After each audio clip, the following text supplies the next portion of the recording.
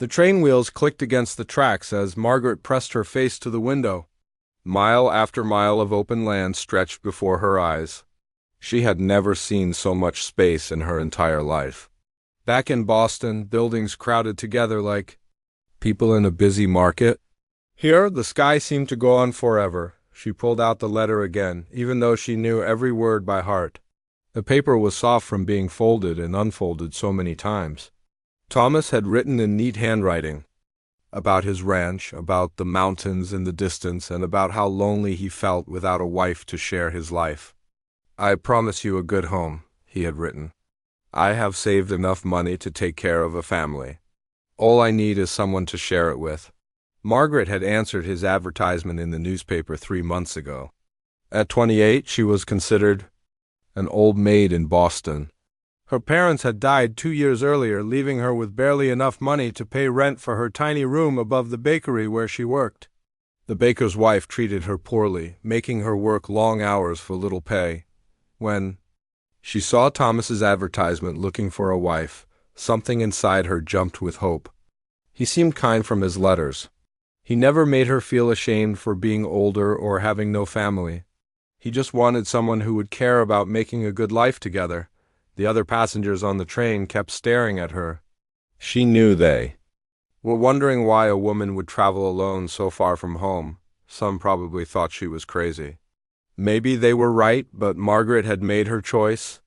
She was tired of being afraid all the time, afraid of not having enough money, afraid of growing old alone. She had sewn her best dress for meeting Thomas. It was blue with tiny white flowers, and she had saved for months to buy the fabric. In her bag she carried everything she owned, 2 other dresses, some books, a photograph of her parents, and the gold locket her mother had given her. The conductor walked through the train car. "Cedar Falls, Montana, next stop," he called out. Margaret's heart started beating faster. In just a few minutes she would meet the man she was going to marry. They had planned to have a small ceremony right away, maybe at the local church. Thomas had written that the preacher was a good man who would be happy to marry them. She looked at herself in the small mirror she carried in her bag. Her brown hair was a little messy from the long trip, but her green eyes looked bright with hope. She pinched her cheeks to give them some color and smoothed down her dress. The train began to slow down. Through the window she could see a small town with wooden buildings and wide dirt streets. A few people waited on the platform. Her future husband was somewhere among them. Margaret had imagined this moment 100 times. Thomas would smile when he saw her. He would help her with her bag and tell her how glad he was that she had come. They would talk easily, like they had in their letters. She would feel safe and happy for the first time in years. The train stopped with a loud hiss of steam. Margaret stood up, smoothing her dress one more time. Her hands were shaking a little, but she told herself that was normal. Anyone would be nervous about meeting their future husband for the first time. She picked up her bag and walked toward the door. The conductor helped her down the steps onto the platform. The air smelled different here, cleaner somehow, with hints of pine trees and open spaces. It was colder than Boston, too, and she pulled her shawl tighter around her shoulders. Several men stood near the platform, but Margaret couldn't tell which one was Thomas. She had no photograph of him, only his descriptions in letters. He had written that he was tall with dark hair and would wear his best suit to meet her. An older man with gray hair approached her. "Miss O'Sullivan?" he asked, tipping his hat. "Yes, that's me," she answered, looking around for Thomas. "I'm Doc Peterson," the man said gently. "Thomas sent me to meet you." Margaret felt confused. Why hadn't Thomas come himself? Maybe he was nervous too, or maybe he had work that couldn't wait. Ranch work was probably very demanding. "Is Thomas at the ranch?" she asked. Doc Peterson's face looked serious, and Margaret felt her first hint that something was wrong. The old doctor glanced around at the other people on the platform, then back at her. "Miss, we need to talk," he said quietly. "But not here. Let me take you to see Thomas first." Margaret followed him to a wagon. As they drove through the small town, she noticed how quiet everything seemed. A few people waved at Doc Peterson, but they looked at her with curious eyes. Word traveled fast in small towns, she supposed. Everyone probably knew about the mail-order bride who had come to marry Thomas. The doctor didn't say much during the ride, which made Margaret even more worried. She had expected to feel excited and nervous, but now she felt something close to fear. What if Thomas had changed his mind? What if he didn't like how she looked? They drove for about 20 minutes before stopping at a small log cabin surrounded by tall pine trees. It was smaller than Margaret had imagined, but it looked cozy with smoke coming from the chimney. A few chickens pecked around in the yard. "This is Thomas's place," Doc Peterson said. Helping her down from the wagon, Margaret looked around, expecting Thomas to come outside to greet them, but the door stayed closed. Doc Peterson picked up her bag and walked toward the cabin. Margaret followed, her heart pounding harder with each step. Just before they reached the door, Doc Peterson stopped and turned to her. His kind eyes looked very sad. "Miss O'Sullivan," he said gently, "Thomas is very sick. He's been sick for quite some time now. I need you to understand that before you go inside." Margaret felt like the ground was moving under her feet. "What? Kind of sick?" she whispered. Doc Peterson opened his mouth to answer, but before he could speak, the cabin door opened. A man appeared in the doorway, and Margaret knew immediately that this was Thomas. But he looked nothing like the strong rancher she had imagined. He was thin and pale, with dark circles under his eyes. He held onto the doorframe like he needed it to keep standing. "Margaret," he said, and his voice was just a whisper, "you came." And in that moment, looking at this sick man who had somehow become her whole future, Margaret realized that everything she had planned, everything she had hoped for, was about to change in ways she could never have imagined. Margaret stared at the man in the doorway, trying to make sense of what she was seeing. This couldn't be Thomas. The man who had written those strong, hopeful letters couldn't be this thin, shaking person who looked like a strong wind might knock him over, but when he smiled, she recognized something familiar. It was the same warmth she had felt in his letters, the same kindness that had made her brave enough to travel so far from home. "Please," Thomas said, stepping back from the door. "Come inside. You must be tired from your journey." Doc Peterson touched Margaret's arm gently. "I'll stay for a while," he said quietly, and she was grateful. She didn't know what she would say to Thomas alone. The inside of the cabin was neat and clean, but very simple. A stone fireplace warmed the single room, and Margaret could see a bed in one corner, a small kitchen area with a wood stove, and a table with 2 chairs. Everything looked like it had been arranged by someone who lived alone and didn't have much. Thomas moved slowly to one of the chairs and sat down heavily. Margaret could hear his breathing. It sounded rough and difficult, like he had been running, even though he had only walked a few steps. "I know this isn't what you expected," Thomas said, looking down at his hands. "I should have told you the truth in my letters." Margaret sat in the other chair, still holding her bag on her lap, like she might need to leave quickly. "What truth?" she asked, though she was starting to understand that whatever Thomas was going to tell her would change everything. Thomas coughed, and the sound was harsh and painful. Doc Peterson moved closer, watching him with the careful eyes of someone who had seen this before. "I have tuberculosis," Thomas said finally. "I've had it for almost a year now." Margaret had heard of tuberculosis. Everyone in Boston had. It was the disease that killed slowly, stealing people's strength and breath until there was nothing left. People were afraid of it because it spread easily and there was no real cure. "How long ... double quotes?" she started to ask, then stopped. She wasn't sure she wanted to know the answer. "Doc Peterson thinks maybe a few months," Thomas said. "Maybe less." The room became very quiet except for the crackling of the fire and Thomas's difficult breathing. Margaret felt like she was in a dream, but not a good one. She had come here to start a new life, to build a future with a strong man who would take care of her. Instead, she had found someone who needed taking care of himself. "Why didn't you tell me?" she asked. "In your letters you never said." "Because I knew you wouldn't come," Thomas answered honestly. "And I was so lonely, Margaret. I've been alone in this cabin for months, getting weaker every day, and your letters were the only thing that gave me hope." Margaret understood his loneliness. She had been lonely too in her small room above the bakery, with no family and no real friends. But this was different. This was not what she had agreed to. "I can give you money for the train back to Boston," Thomas continued. "I have some saved. You don't have to stay here with a sick man. That's not fair to ask of anyone." Before Margaret could answer, she heard a sound that made her freeze. It was soft and high, the sound of a baby crying. Thomas and Doc Peterson looked at each other, and Margaret saw something pass between them. Another secret. What was that? Margaret asked, though she already knew. Thomas struggled to stand up. "There's something else I need to show you," he said. He walked slowly toward the bed in the corner, and Margaret followed. As they got closer, she could see a small bundle wrapped in what looked like a colorful shawl. The crying got louder. Thomas pulled back part of the shawl, and Margaret found herself looking at a tiny baby.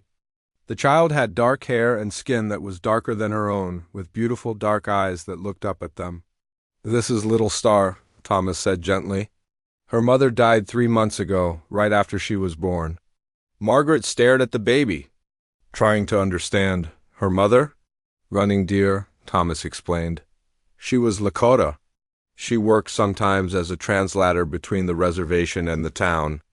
She had no family left to take care of the baby when she died." "So you took her?" Margaret asked. "I couldn't let her go to the orphanage," Thomas said. "They would have sent her away, maybe to one of those government schools where they try to make native children forget who they are. Running Deer was a good person. She didn't deserve that for her baby." Margaret looked at the baby, who had stopped crying and was now looking back at her with curious eyes. Little Star was beautiful, but she was also another complication in a situation that was already impossible. "So, you see," Thomas said, sitting on the edge of the bed because he looked too tired to stand anymore, "I didn't just lie about being sick. I also didn't tell you about Little Star. I understand if you want to leave right now.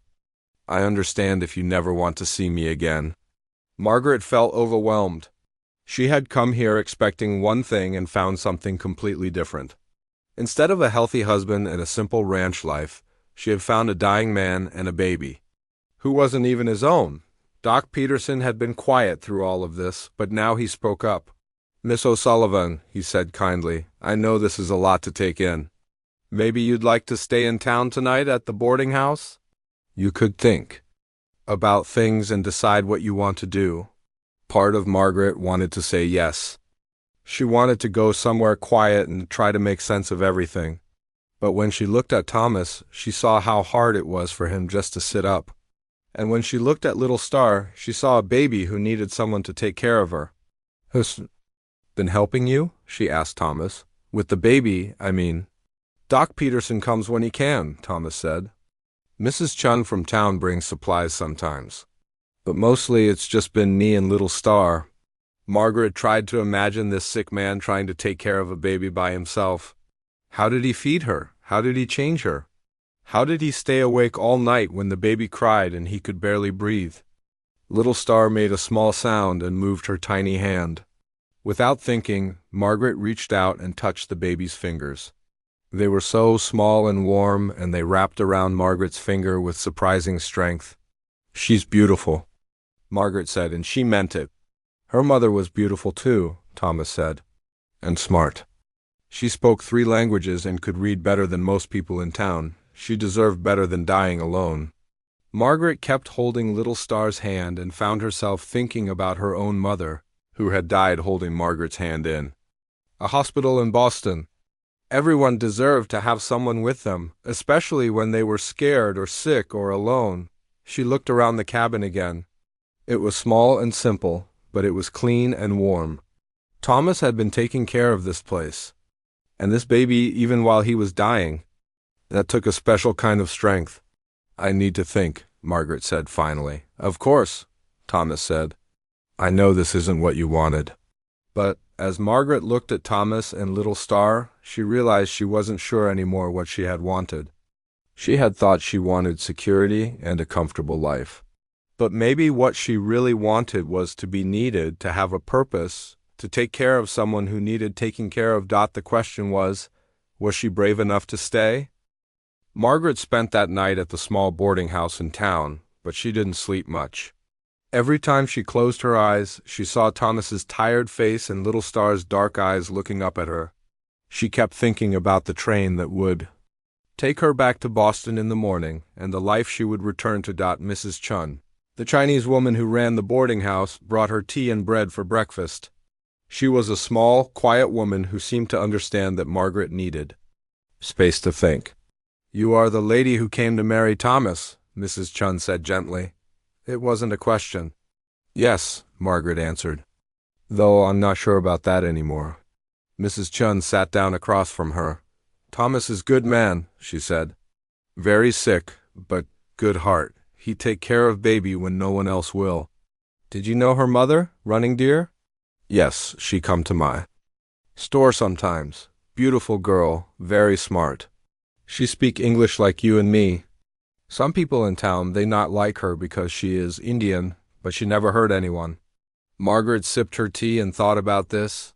What will happen to the baby if Thomas dies and I leave? Mrs. Chun's face became sad.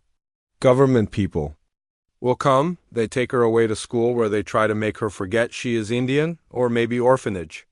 Either way, she lose everything of her mother. Margaret had heard stories about the government schools for native children. They cut their hair, forbade them to speak their own language, and tried to make them forget their families and traditions. The idea of Little Star growing up that way made Margaret's heart hurt. "But I don't know anything about taking care of babies," Margaret said. "Or sick people. I worked in a bakery in Boston. I don't know anything about ranch life." "You can learn," Mrs. Chun said simply. "Love is more important than knowing. You have kind eyes. Thomas see that in your letters." After breakfast, Margaret walked through the small town. Cedar Falls wasn't much, a general store, a church, a blacksmith shop, and a few other businesses along the main street. But people seemed friendly. Several nodded to her as she passed, and one woman stopped to introduce herself. "You must be Margaret," the woman said. "I'm Helen Baker. My husband runs the general store. We've all been wondering about Thomas's bride."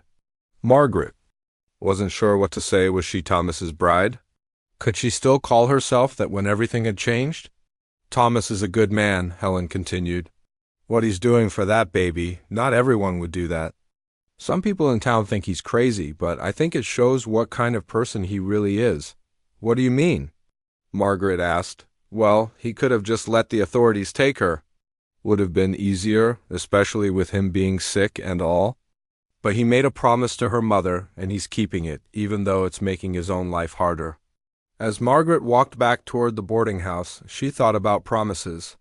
She had made a promise, too, when she agreed to marry Thomas. Not in front of a preacher yet, but in her heart when she decided to come west. Marriage was supposed to be for better or worse in sickness and in health. She hadn't expected to face the worse and sickness parts right away, but maybe that's when promises mattered most. That afternoon, Doc Peterson came to see her. "How are you feeling about everything?" he asked, sitting in the small parlor of the boarding house. "Confused," Margaret answered honestly. "And scared. That's understandable. This isn't what anyone would expect." "Doc Peterson, can I ask you something? How long does Thomas really have?" The old doctor was quiet for a moment. "Hard to say for sure. Could be a few weeks, could be a few months. The tuberculosis has weakened him a lot, and taking care of Little Star has made it harder for him to rest like he should. So if I stayed and helped, it might give him a little more time, yes. More importantly, it would give him some peace. He's been so worried about what will happen to Little Star when he's gone." Margaret looked out the window toward the mountains in the distance. "I don't know if I'm strong enough for this." "Miss O'Sullivan," Doc Peterson said kindly, "I've been a doctor for 30 years. I've seen a lot of people face difficult situations. Strength isn't something you have or don't have. It's something you find when you need it." That evening, Margaret asked Mrs. Chun to drive her back to Thomas's cabin. The sun was setting behind the mountains, painting the sky pink and orange. It was the most beautiful sunset Margaret had ever seen. Thomas was sitting in his chair by the fireplace when she arrived. Little Star was sleeping in his arms, wrapped in her colorful shawl. He looked up when Margaret came in, and she could see hope and fear fighting in his eyes. I've been thinking all day, Margaret said, sitting in the chair across from him. And? Thomas asked quietly. Margaret looked at little Star, sleeping peacefully against Thomas's chest. The baby looked so small and helpless, but also so perfect. Her tiny hand was curled up under her chin, and her dark eyelashes rested against her cheeks. I came here to build a life, Margaret said slowly. I came here to be part of a family. This isn't the family I imagined, but maybe it's the family I'm supposed to have. Thomas's eyes filled with tears. Margaret, I can't ask you to stay and watch me die. That's not fair. You're not asking, Margaret said. I'm choosing. And I'm not staying to watch you die. I'm staying to help you live whatever time you have left, and I'm staying to make sure little Star grows up knowing she's loved. Are you sure? Thomas whispered. Margaret stood up and gently took little Star from his arms. The baby stirred a little but didn't wake up. Holding her felt natural somehow, like something Margaret had been meant to do. I'm sure, she said. But I have some conditions, Thomas nodded.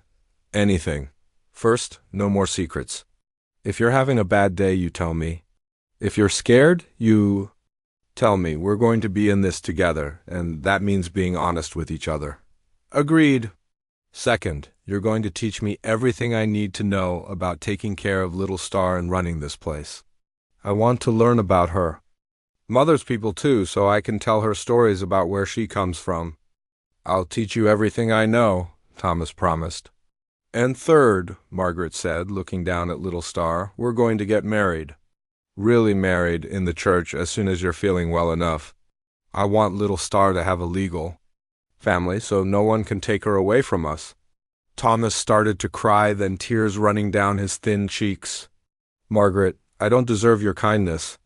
It's not about deserving, Margaret said, sitting back down with little Star still in her arms. It's about choosing to love people even when it's hard. Maybe especially when it's hard. Outside, the last light was fading from the sky, and stars were beginning to appear. Margaret realized she wasn't afraid anymore.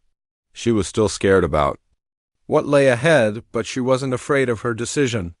For the first time in her life, she felt like she was exactly where she was supposed to be.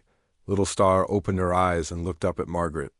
Then, amazingly, she smiled, a tiny, perfect baby smile that made Margaret's heart feel full. Hello, little one, Margaret whispered. I'm going to be your mama now. And with those words, Margaret's new life truly began. The first week was harder than Margaret had imagined possible. Little Star woke up crying every few hours during the night, and Margaret had no idea what to do. Was the baby hungry? Cold? Sick? Thomas tried to help, but his coughing fits often woke the baby even when she had just fallen asleep. Margaret had never changed a diaper before, and her first attempts were disasters. Little Star seemed to sense her nervousness and cried even harder. By the third day, Margaret was so tired she could barely think straight. I don't know what I'm doing wrong, she told Thomas, holding little Star while the baby screamed. She was fine with you. Thomas struggled to sit up in bed. His bad days were getting more frequent, and Margaret could see how much the effort cost him. You're not doing anything wrong, he said gently. She just needs time to get used to you. And you need time to learn her signals. What signals? Listen to her cry, Thomas said. When she's hungry, it sounds different than when she's wet or tired. Watch her hands too. She makes little fists when she's angry, but she opens them and reaches when she wants to be held. Margaret looked down at little Star, trying to see what Thomas was talking about. The baby's tiny hands were indeed reaching toward Margaret's face. She wants you to hold her closer, Thomas said with a smile. She's not crying because she doesn't like you. She's crying because she wants more of you. Margaret pulled little Star against her chest, and slowly the crying stopped. The baby's warm weight against her heart made something inside Margaret relax too. How do you know so much about babies? Margaret asked. I had to learn fast when Running Deer died, Thomas admitted. Doc Peterson helped some, and Mrs. Chen showed me how to make the formula when my attempts weren't working. But mostly little Star taught me what she needed. Over the next few days, Margaret began to understand what Thomas meant. Little Star did have different cries for different needs. Her hungry cry was urgent and demanding. Her tired cry was fussier and came with rubbing her eyes. Her pay attention to me cry was more like talking than crying. Margaret also learned that Little Star loved to be sung to. Margaret had never thought she had a good singing voice, but the baby didn't seem to care. She would stop crying and stare at Margaret with wide, interested eyes whenever Margaret hummed or sang the lullabies her own mother had sung to her, taking care of. Thomas was different, but equally challenging. Some days he felt well enough to sit at the table and tell Margaret stories about the ranch and the surrounding area. Other days he could barely lift his head from the pillow. The coughing was the worst part, deep, harsh coughs that shook his whole body and left him exhausted. "Don't look so scared," Thomas said one morning after a particularly bad coughing fit. "I'm not going anywhere today." "How can you joke about it?" Margaret asked, bringing him a cup of the herbal tea Doc Peterson had recommended. "Because if I don't joke about it, I'll spend all my time being afraid," Thomas said simply. "And I don't want to waste whatever time I have left being afraid." Margaret was learning to manage the household too. There were chickens to feed, firewood to gather, and meals to prepare. She had never cooked on a wood stove before, and her first attempts at making bread were heavy and burned. But Thomas ate everything she made without complaining, and gradually her cooking improved. The hardest part wasn't the work, though. The hardest part was the loneliness. Cedar Falls was a small town, and word had spread quickly about the situation at Thomas's cabin. Some people were kind. Mrs. Chun continued to bring supplies, and Helen from the general store always asked how everyone was doing. But others seemed to disapprove. Margaret overheard two women talking outside the church one Sunday. She had brought Little Star to walk around outside while Thomas rested, and the women didn't see her behind the building. "It's not natural," one woman was saying. "A white woman raising an Indian baby like it was her own? And living in sin with a dying man," the other added. "They're not even properly married." Margaret felt her face burn with shame and anger. She wanted to march around the building and tell those women exactly what she thought of their opinions. But Little Star chose that moment to make one of her happy babbling sounds, and Margaret looked down at the baby's smiling face. Little Star didn't care what color Margaret's skin was or what other people thought. She just cared that someone loved her. That afternoon, Margaret brought up the subject of marriage with Thomas again. They had talked about it briefly, but Thomas kept insisting. He was too weak for a ceremony. "I heard some women talking today," Margaret said as she prepared their dinner, "about us living in sin." Thomas's face darkened. "What people say doesn't matter." "It does matter," Margaret said firmly. "Not because I care what they think of me, but because it could affect Little Star. If we're not legally married, I have no rights to her if something happens to you." Thomas was quiet for a long moment. "You really want to marry a dying man?" "I want to marry the man who saved a baby because he made a promise to her dying mother," Margaret said. "I want to marry the man who taught me how to make Little Star laugh. I want to marry you, Thomas, sick or well." 2 days later they had a simple ceremony in the cabin. Doc Peterson stood as witness, and Mrs. Chun brought flowers from her garden. Thomas was having a good day and was able to stand for the brief service performed by the traveling preacher, who came through town once a month. Margaret wore her blue dress with the white flowers, the same dress she had worn on the train. Little Star slept peacefully in Mrs. Chun's arms during the ceremony. When the preacher pronounced them husband and wife, Thomas kissed Margaret's cheek gently, and she felt like they had really become a family.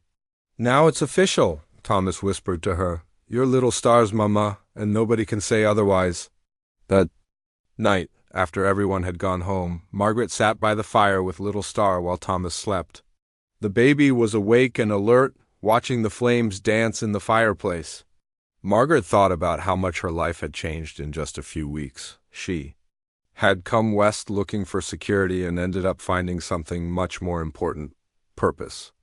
Every day brought new challenges, but also small victories. Little Star's first real laugh when Margaret made funny faces. Thomas sitting up for an entire meal without coughing. The moment when Margaret realized she could change a diaper without panicking. Your mama would be proud of you, Margaret whispered to little Star. You're growing so big and strong. And your Papa Thomas, he loves you so much.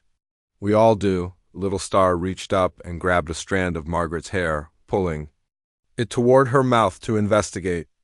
Margaret laughed and gently freed her hair from the baby's grip. No eating my hair, little one, she said. But I'm glad you're interested in everything around you. That's going to serve you well in this world. Outside, the wind was picking up, promising a cold night. But inside the cabin, with the fire crackling and her little family sleeping nearby, Margaret felt warmer and more at home than she ever had in Boston. She was exactly where she belonged. As autumn turned to winter, Thomas's condition began to worsen, but he was determined to tell Margaret everything he could about Little Star's heritage. On his better days, he would sit by the fire with the baby in his lap and share the stories Running Deer had told him. Running Deer's people called her Mapia Wikapi, Thomas said one snowy afternoon. It means cloud star in Lakota. She got the name because she was born during a blizzard, but the clouds cleared right after her birth and the stars came out. Margaret was mending one of Thomas's shirts while listening. She had become good at doing several things at once. It was necessary when caring for both a baby and a sick husband. What was she like? Smart as a whip, Thomas said, smoothing Little Star's dark hair. Her family sent her to the mission school when she was young, so she learned to read and write English. But she never forgot her own language or her people's ways. She could move between both worlds. How did you meet her? Thomas was quiet for a moment, and Margaret could see him gathering his strength. The talking tired him, but he seemed to feel it was important to get these stories told. She came to town sometimes to help translate when there were problems between the Lakota families and the white settlers. Mostly small things, disputes about land boundaries or misunderstandings about trading. She was good at helping people understand each other. Little Star had fallen asleep in Thomas's arms, and he gazed down at her with such tenderness that Margaret's heart ached. She could see how much strength it took for him just to hold the baby now. Was she married? Margaret asked gently. No, she said the right person never came along. She was independent, didn't want to marry just to be married. Said she was waiting for someone who would respect both sides of who she was, her education, and her heritage. What happened to her family? Thomas's face grew sad. Disease took most of them a few years back. Smallpox. Running Deer survived because she was away at the mission school, but when she came back there was almost no one left. Just some distant cousins on the reservation. Margaret tried to imagine how lonely that must have been for Running Deer, caught between two worlds, belonging fully to neither. So when she got pregnant, she was all alone, Thomas finished. The father was a traveling salesman who passed through town. He was long gone before Running Deer even knew about the baby. She never told me his name, said it didn't matter, because he wouldn't have cared anyway. But she wanted the baby? Oh, yes, Thomas said with a small smile. She was so excited about being a mother. She used to come by here sometimes when she was expecting, asking me about practical things, where to get baby clothes, how to set up a cradle. I helped her as much as I could. Margaret felt a pang of sadness for the woman she had never met. She must have been scared, being alone. She was, but she was also determined. She said her baby would know both sides of her heritage, the English ways that would help her survive in the white world, and the Lakota ways that would help her remember who she was. Thomas started coughing then, a deep rattling cough that scared Margaret every time she heard it. She quickly took Little Star from his arms and helped him lie down on the bed. These coughing fits were getting worse and more frequent. When he finally stopped coughing, Thomas was exhausted, but he reached for Margaret's hand. Promise me something, he whispered. Anything. Promise me you'll make sure Little Star knows. About her mother, about her people. Don't let her grow up thinking she's nobody. I promise, Margaret said, squeezing his hand. But how? I don't know anything about the Lakota people. Running Deer's cousin, Joseph, lives on the reservation, about 20 miles north of here. She mentioned him sometimes. If something happens to me, find him. He can teach little Star about her heritage. Margaret felt frightened by the way Thomas was talking, like he was making final arrangements. "You're not going anywhere yet," said firmly. "You're going to help me raise this baby." Thomas smiled weakly. "I hope so. But Margaret, I need you to understand something. Being Little Star's mother isn't going to be easy. Some people will never accept her, and some will never accept you for raising her. Are you ready for that?" Margaret looked down at Little Star, who was starting to wake up. The baby's dark eyes opened and found Margaret's face immediately, and her tiny mouth curved into what might have been a smile. "Let them think what they want," Margaret said. "This baby is mine now, and I'm hers. That's all that matters." Over the next few weeks, Thomas shared more stories whenever he felt strong enough. He told Margaret about Running Deer's favorite foods, the songs she used to sing, and the way she braided her long black hair. He described the beadwork she did, intricate patterns in bright colors that told stories about her family and her experiences. "She was working on a pair of moccasins for the baby," Thomas said one day. "They're in that wooden box by the window. She never got to finish them." Margaret found the box and opened it carefully. Inside were tiny moccasins, partially beaded, with a beautiful pattern of blue and white. There were also some finished pieces, a small blanket, with geometric designs, and a rattle made from a gourd decorated with painted symbols. "What do these symbols mean?" Margaret asked, holding up the rattle. "The circles represent the cycle of life," Thomas explained. "The lines connecting them show how all living things are connected to each other." Running Deer said she wanted Little Star to understand that she was part of something bigger than herself. Margaret spent the evening studying the beautiful handwork. Every stitch and bead had been placed with love and hope for a baby Running Deer would never get to hold. It made Margaret even more determined to honor the promise she had made. That night, as she rocked Little Star to sleep, Margaret found herself humming a tune Thomas had taught her, a Lakota lullaby Running Deer used to sing. She didn't know all the words, but the melody was hauntingly beautiful. "Your mama loved you so much," she whispered to Little Star, "and I love you too. You're going to grow up knowing you're special, knowing you come from brave, strong people. I promise you that." Little Star's eyes grew heavy and she settled against Margaret's chest with a contented sigh.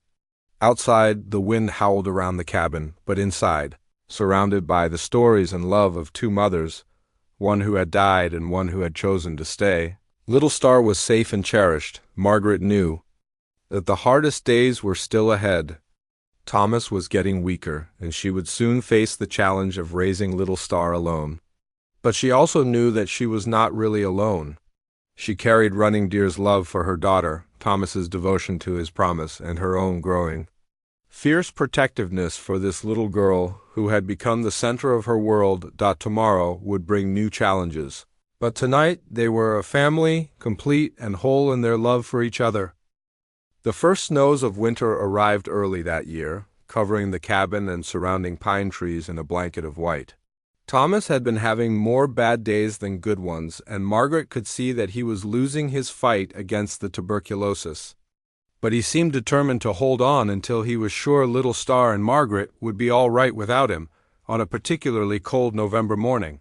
Margaret woke to find Thomas sitting by the window, watching the sunrise paint the snow-covered mountains pink and gold. He looked more peaceful than he had in weeks. "Beautiful, isn't it?" he said softly when he noticed Margaret was awake. "Yes," Margaret agreed, wrapping her shawl around her shoulders as she joined him by the window. "But you should be resting. You were coughing most of the night." "I wanted to see one more sunrise," Thomas said simply. "I have a feeling this might be my last one." Margaret felt her heart clench with fear. "Don't talk like that. Doc Peterson said you might have months yet." Thomas took her hand gently. "Margaret, we both know I'm getting weaker, and that's all right. I'm not afraid anymore." "Well, I am," Margaret admitted, tears starting to fall. "I'm terrified of losing you. I'm terrified of raising Little Star alone. What if I'm not strong enough? What if I make mistakes that hurt her?" "Look at me," Thomas said, turning to face her. 3 months ago, you had never changed a diaper. Now you can calm Little Star's crying faster than I can. You've learned to cook on a wood stove, manage the chickens, and keep this cabin warm and clean. You've already proven how strong you are." Little Star stirred in her cradle, making the soft cooing sounds that meant she was waking up. Thomas smiled at the sound. "And look how much she loves you," he continued. "She reaches for you first thing in the morning. She stops crying when you sing to her. You're already her mother in every way that matters." Margaret picked up Little Star and brought her to the window where they could all watch the sunrise together. The baby was growing so fast. She was nearly 4 months old now and much more alert and interactive. She could hold her head up steady and was starting to grab at things with her tiny hands. "I want you to know something," Thomas said, looking at both of them. "These past few months have been the happiest of my life. Even being sick, even knowing I'm dying, I've never felt more like I had a real family." "You do have a real family," Margaret said firmly. "We're your family." "I know. And that's what makes this easier." Thomas reached over and touched Little Star's cheek with one finger. "I know she be loved. I know she be safe. Running Deer can rest in peace knowing her daughter has a mother who will fight for her." They spent that day quietly together. Thomas felt well enough to sit at the table for meals, and he helped Margaret finish the tiny moccasins Running Deer had started. His hands shook as he worked, but he was determined to complete them. "Every baby should have something made with love from both their mothers," he said as he tied off the final bead. That evening, Margaret made Thomas's favorite soup, chicken broth with vegetables from Mrs. Chung's store. He ate more than he had in days and even played peekaboo with Little Star, making her laugh with delight. "She has Running Deer's laugh," Thomas said with wonder. "Listen to that joy. No matter what happens to her in life, she always have that joy inside her." As night fell, Thomas grew tired, but he didn't want to go to bed yet. Instead, he asked Margaret to bring Little Star to him one more time. "I want to tell her a story," he said. Margaret settled Little Star in Thomas's arms, and he began to speak in a gentle, rhythmic voice. He told the baby about her mother's people, about the great buffalo herds that used to roam the plains, about brave warriors and wise grandmothers who knew the healing properties of every plant. Little Star listened with wide eyes, as if she understood every word. "Your mother's spirit is always with you," Thomas whispered to the baby. "And even when I'm gone, my love for you will always be with you too. You are surrounded by love, little one.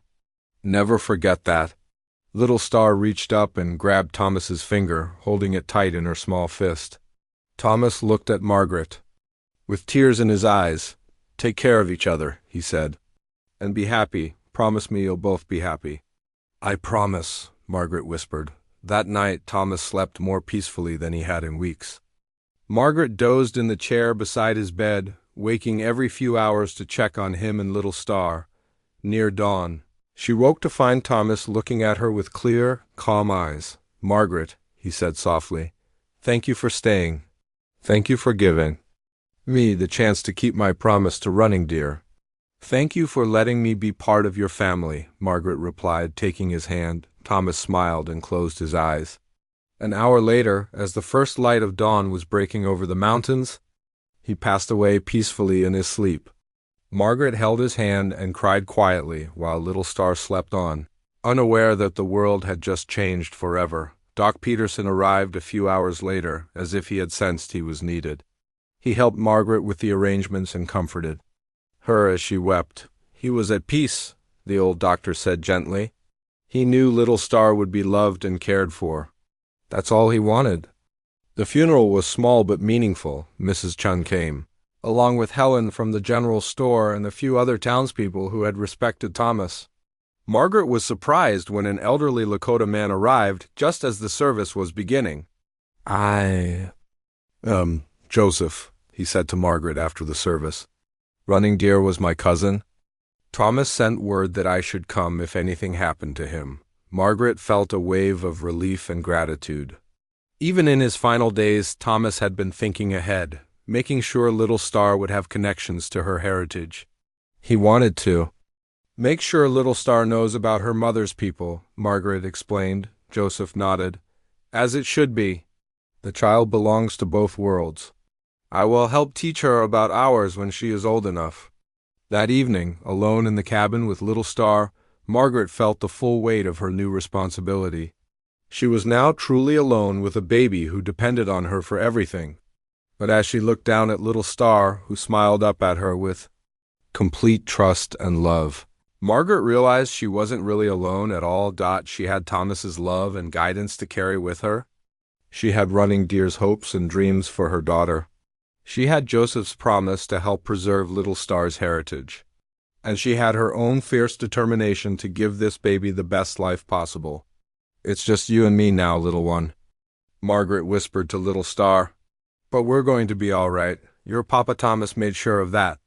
Outside, snow began to fall again, but inside the cabin, warmed by love and strengthened by the promises of the past, Margaret and little Star faced their future together with hope and courage. Winter was hard for Margaret and little Star. Without Thomas's small income from odd jobs around town, money became very tight.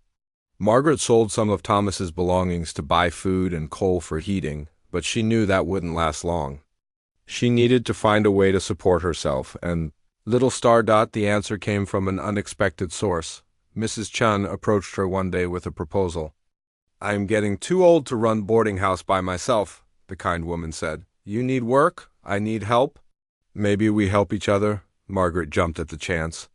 She and little Star moved into a small room at the boarding house, and Margaret began helping with cooking, cleaning, and taking care of guests.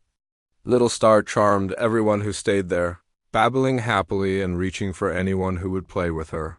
For a few months, life settled into a comfortable routine. Margaret was learning to be independent, and little Star was growing strong and healthy.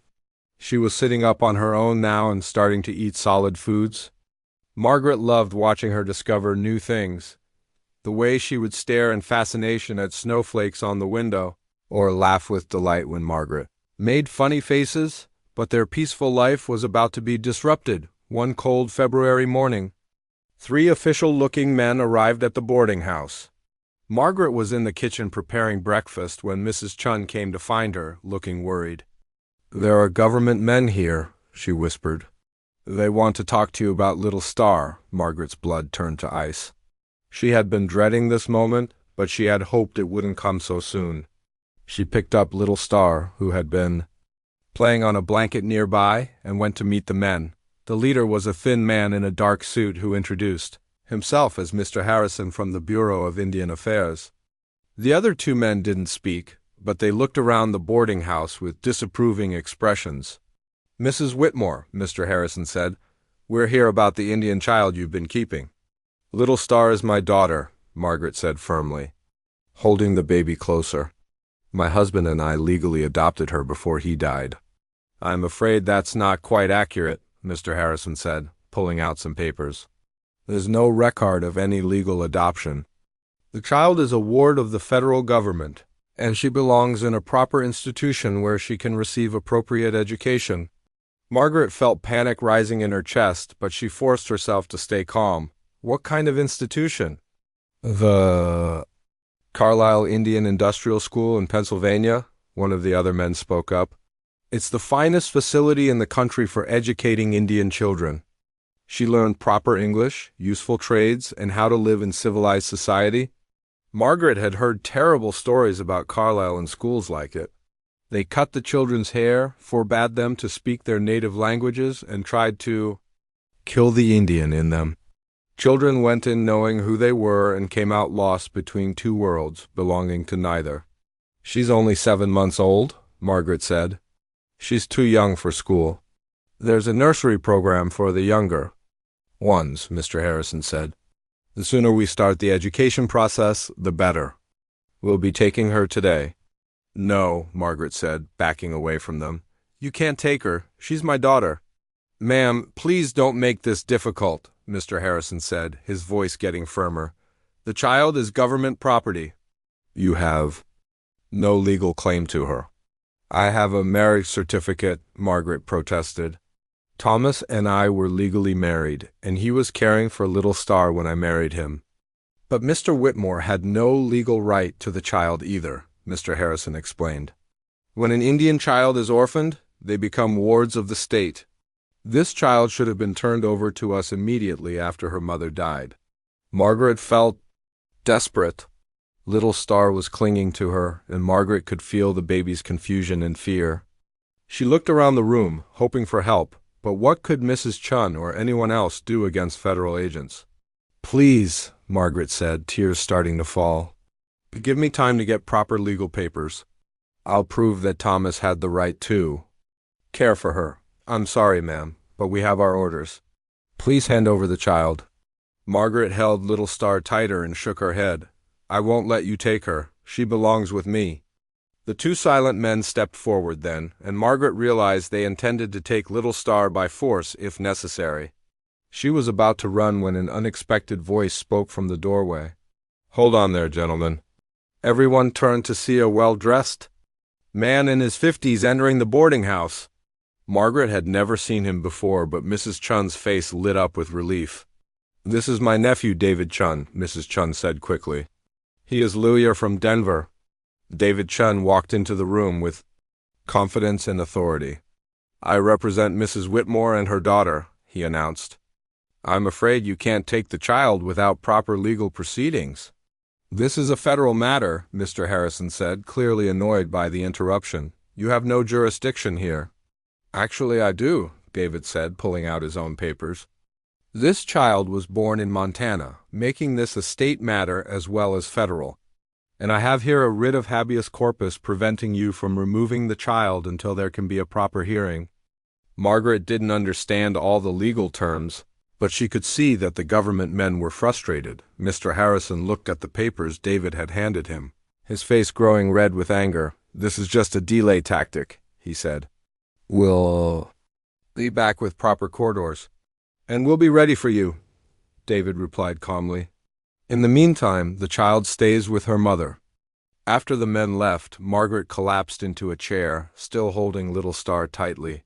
She was shaking with fear and relief. "Thank you," she whispered to David Chun. "But how did you know to come?" "Mrs. Chun sent a telegram to my office in Denver. As soon as she heard there were government agents asking questions around town," David explained. "I caught the first train here. Can you really stop them from taking Little Star?" David's expression grew serious. "I can delay them and make sure you get a fair hearing. But I have to be honest with you. The federal government has a lot of power when it comes to Indian children. We'll need to build a strong case." "What kind of case?" "We need to prove that Little Star is better off with you than in a government school. We need character witnesses, evidence of your ability to care for her, and proof that you're providing her with a good home and education." Margaret felt overwhelmed. How could she? Prove she was a good mother when she'd only been doing it for a few months. But then she looked down at Little Star, who had fallen asleep in her arms, peaceful and trusting, and she knew she would fight for this child with everything she had. "Tell me what I need to do," she said to David. "I'll do anything to keep her safe. First, we need to gather testimonies from people in town who can speak to your character and your relationship with Little Star. Then we need to document her health, development, and well-being under your care." Over the next few weeks, Margaret was amazed by the support she received from the community. Doc Peterson wrote a detailed report about Little Star's excellent health and development. Mrs. Chun and Helen from the general store provided character references. Even some people Margaret barely knew came forward to say that they had seen her caring for Little Star and believed the child was thriving. But the most important support came from Joseph, Running Deer's cousin. He traveled from the reservation to testify that the Lakota community supported Margaret's guardianship of Little Star. "This white woman honors our cousin's memory," he said in his statement. "She is teaching the child about her heritage while also preparing her for the white world. This is what Running Deer would have wanted." Margaret realized that she wasn't fighting this battle alone. She had found her community, and they were willing to stand with her and Little Star.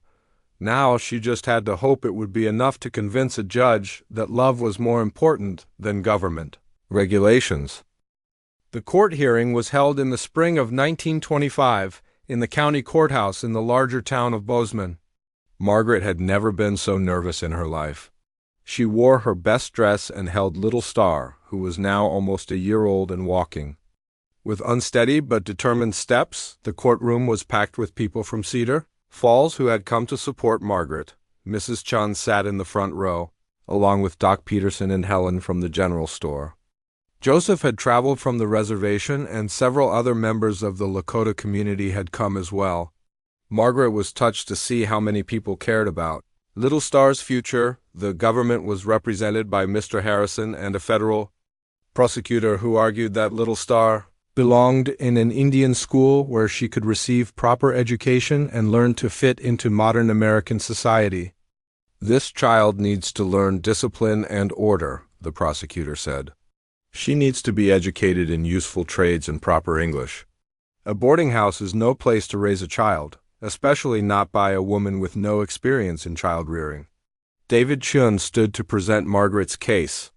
He was calm and confident as he called witness after witness to testify about Margaret's character and her devotion to Little Star. Doc Peterson testified about Little Star's excellent health and development.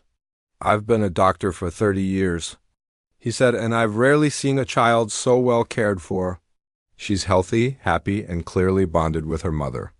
Mrs. Chun spoke about Margaret's work ethic and kindness. "She is a good woman with big heart," she said in her careful English.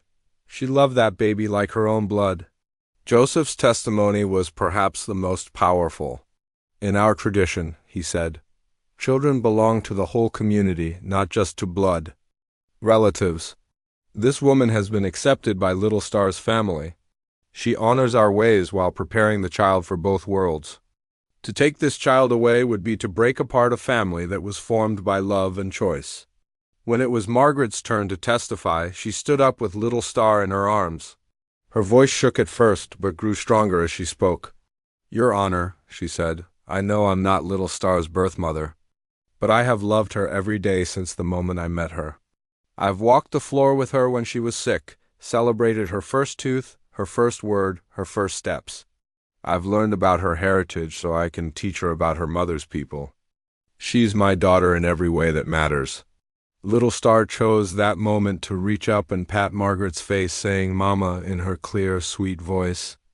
There was a murmur of emotion from the people watching in the courtroom. The judge was a stern-looking man in his 60s, who had listened to everything without showing much expression. When all the testimonies were finished, he asked to speak. With Margaret privately in his chambers, Margaret's heart pounded as she carried Little Star into the judge's office.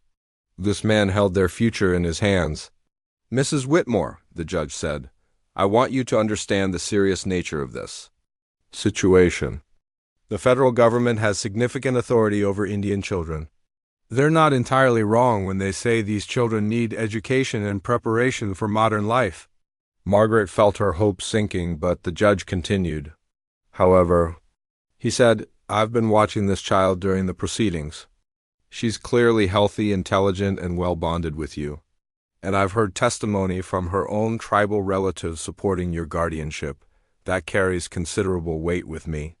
Little Star had been playing with Margaret's necklace, but now she looked up at the judge and smiled her bright, charming smile. The judge's stern expression softened slightly. "The question before me," he continued, "is what's best for this particular child. And based on everything I've heard and seen today, I believe that's being raised by a mother who loves her." Margaret held her breath. "Therefore," the judge said formally, "I'm granting you full legal guardianship of the child known as Little Star Whitmore. The federal petition for removal is denied." Margaret burst into tears of relief and joy. Little Star, sensing her mother's emotions, started to cry too, but they were happy tears for both of them. When they returned to the courtroom, David Chun announced the judge's decision. The room erupted in cheers and applause. Mrs. Chun was crying, and even Doc Peterson wiped away tears as he congratulated Margaret. Mr. Harrison and the federal prosecutor looked angry, but there was nothing more they could do. The judge's decision was final. As people crowded around to congratulate her, Margaret felt overwhelmed by the support and love surrounding them. These people had become her family, her community. They had fought for Little Star as fiercely as If she were their own. Joseph approached her with a special gift, a beautiful beaded headband that had belonged to Running Deer. For when she is older, he said. So she remembers where she comes from. Thank you, Margaret said, accepting the precious gift. And thank you for speaking for us in court. You are Little Star's mother now, Joseph said simply. But you are also part of our family. We will always be here for both of you. The ride back to Cedar Falls was joyful. Little Star clapped her hands and babbled happily, not understanding what had happened but sensing the celebration around her. Margaret couldn't stop smiling. Her daughter was safe. They were officially a family. Life settled into a wonderful rhythm after that. Margaret continued working with Mrs. Chun at the boarding house, and Little Star grew into a bright, curious toddler who was loved by everyone in town. She learned to say words in both English and the Lakota phrases Joseph taught her during his visits. Margaret made sure Little Star knew the story of her birth mother, how brave and smart Running Deer had been, how much she had loved her daughter, and how she had died protecting her. She also told her about Thomas, the kind man who had kept his promise to care for her. You have many parents, Margaret would tell Little Star. Running Deer gave you life, Thomas kept you safe, and I get to watch you grow up. We all love you very much. By the time Little Star turned 2, she was walking confidently and talking in sentences. She had Running Deer's dark eyes and intelligent expression, but also a joy and confidence that came from being raised with complete love and acceptance. One evening, as Margaret was putting Little Star to bed, the toddler looked up at her with serious eyes. "Mama," she said, "tell me about my other mama." Margaret smiled and began the familiar story about Running Deer, the brave woman who loved her daughter so much that she made sure she would be safe and loved even after she was gone. Little Star listened with wide eyes, as she always did, and then snuggled against Margaret's chest. "I love you, Mama," Little Star whispered. "I love you too, my beautiful star," Margaret whispered back. As Margaret looked out the window at the mountains surrounding their small town, she thought about the journey that had brought her here. She had come west looking for security and a conventional family. Instead, she had found something much richer, a family built not on blood or tradition, but on choice, love, and determination. Little Star was growing up knowing she was cherished by an entire community. She would know her heritage and be proud of it. She would also know that families could be created in many different ways, and that sometimes the strongest bonds were forged not by birth, but by the conscious choice to love and protect each other. Margaret had never imagined her life would turn out this way. But as she held her sleeping daughter and listened to the peaceful sounds of their small town settling in for the night, she knew she wouldn't change a single thing. She had found her purpose, her family, and her home. She had found exactly where she belonged, and tomorrow would bring new adventures, new challenges, and new joys for both of them. That they would face everything together, mother and daughter, supported by love and surrounded by community. Little Star truly had become the bright light in what had once seemed like impossible darkness, illuminating a path toward a future filled with hope, belonging, and unconditional love.